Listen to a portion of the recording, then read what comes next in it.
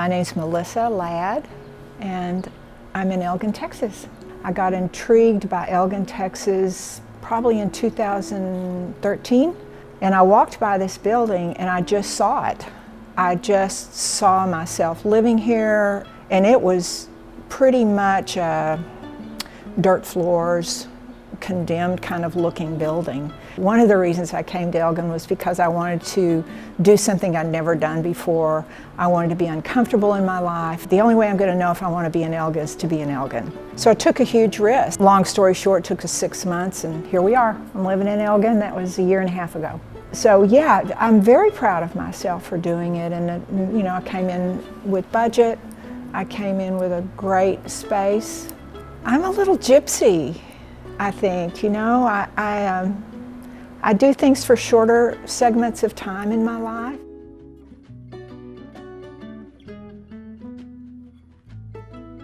When I bought the building, one of the most important things was to keep the brick exposed. And I had a wonderful crew of guys that came in and cleaned all this because it was really covered up with the plaster. And they are brick people. So they told me all about the brick, how it was laid. Like if you notice the end points here, and then the long bricks, and then they come in with the end points. It's the construction part. And then they went into all the wonderful parts of the colors of the brick and what creates the darkness. So I have this relationship now with this brick. And when I'm practicing yoga in here, I think about this brick, and it's 100 years old. So it's seen a lot of history in this building, which I love.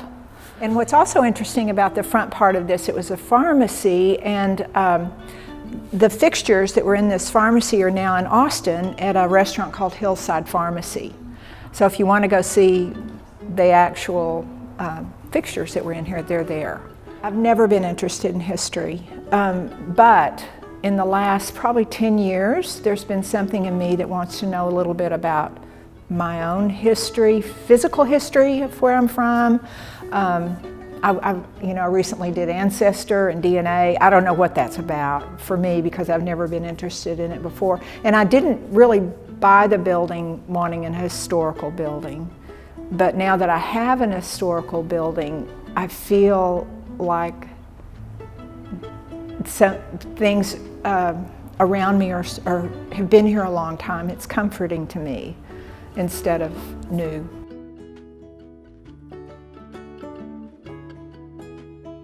I can't tell you that. I know that people experience that when they come to the space. There's a safety here in the space. You know, I think it was here. I think that was one of the reasons that I loved the building, because I'd even come in here when it was dirt floors, and I felt encompassed by the building that was here. I felt honored. I felt it was important for me to maintain the building the way that it is. I'm just an inhabitant of this space, and it creates the space, and I think it brings in people that can experience safety, comfort, creativity. It's just here. I'd like to take credit for saying I tried to do that, and maybe we're just a match. Maybe the building and I were a match. That's a good idea. I was a match for the building. I don't think age is anything that bothers me about accomplishing more.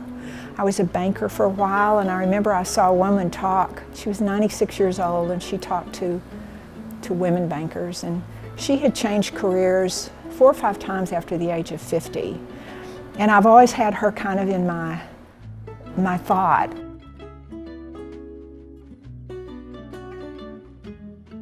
Let go. Let go. And you know, I think when I was doing this, I didn't have a lot of fear, but I think as far as big transitions, you can overthink them and not do them, trying to be secure. And I mean, really, what in life is secure? We kind of make that stuff up.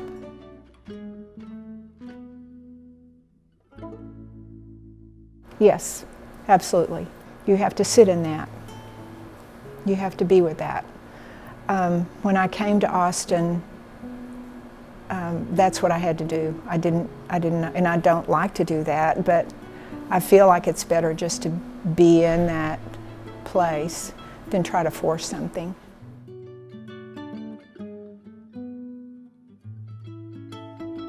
I wanted it. I wanted to accomplish what would make me feel good about who I am. I think it takes a lot of courage to live who we are. I just think that takes courage to take the time to really know who you are, how you operate, what works for you in the world.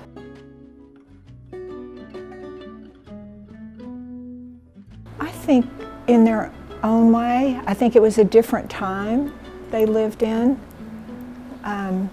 You know, the 50s were interesting with what people, Mother came out of the Depression. I think she had quite a lot of gumption about her.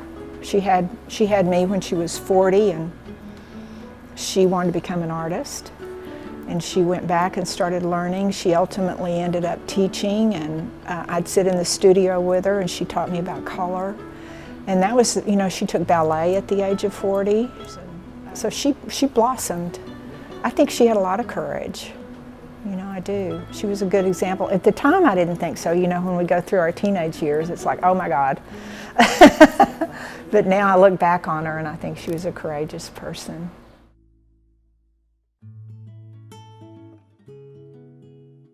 I think I'm my hero.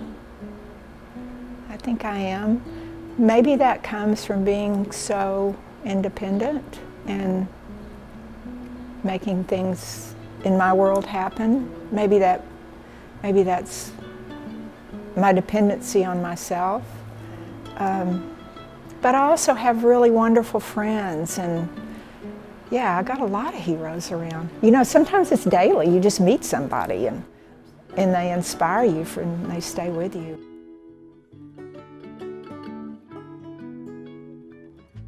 My love is photography and film. I got into photography, gosh, when I was really young, but I got quite involved in a series of photographs in 1995 and pursued that kind of obsessive vision for 10 years. It was kind of circled around dresses and wedding dresses and figures that were mysterious so the viewer could experience the work. I wasn't trying to say anything. I wanted the person to see the photograph. Did the same thing with experimental film. So that, you know, if today I could have the time and the finances, I'd probably go back and do more short film. Yeah, I love I'm very visual.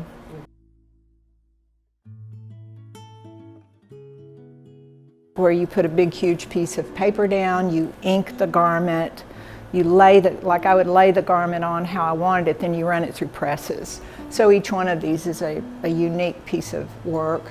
And as we work through the day, we put more and more ink on it till it ended up to be black ink. But I'm real fascinated with garments for what they represent, what also fashion. And I love the way that this even has little things that are falling off the hem and all the detail in it. So the reason I placed it so high was because I felt she was flying. And then some of the other work is what's called photogravure. It's a process where you take a negative and you print it on a plate and you ink the plate and you print the image. Starts from a little 35mm negative and you do what's called a transparency.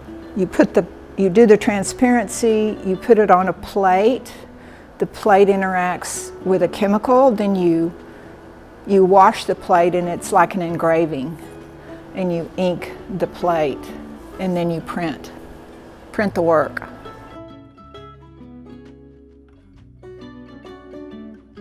I don't think it's going to be soon. Yeah, I think I'm kind of percolating with that right now. I don't have a real strong intuition or vision, but it's percolating. I want a dog. I'm a dog person. I finally got someplace I can have a dog. Yeah, I'm hoping that it's more interconnected with people, exchange, creativity.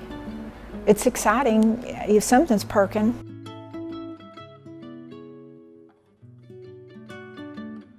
You know, I think I just was so certain of what my vision was that this didn't scare me.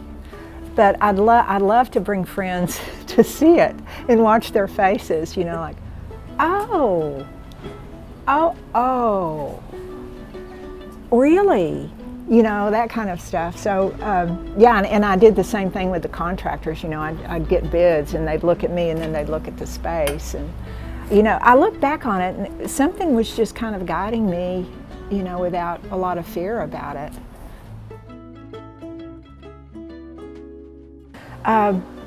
It kind of goes back to heart. Part of the meaning of courage is heart. And I think a lot about courageous vulnerability, that oftentimes in our society it's like vulnerability equals weakness, fragility, and I don't think that's it at all. I think it takes a lot of courage to be vulnerable in whatever it is, whether it's relationship, whether it's taking on a big project that you don't know what you're doing. And that's kind of my focus, I think, for this part of my life, is to be courageous but yet vulnerable enough to say, I don't know what I'm doing here, I'm really uncomfortable, but I want to keep doing it because I like that. I like it and I don't like it, but yeah, I think that's my big inspiration, and continually letting go and trusting my own process. And those are all kind of flowery words, but they're hard to do. They're really hard to do, and it's so much easier to grab onto things and try to figure it all out, and I don't want to do that anymore. I want to be vulnerable and courageous and let it go.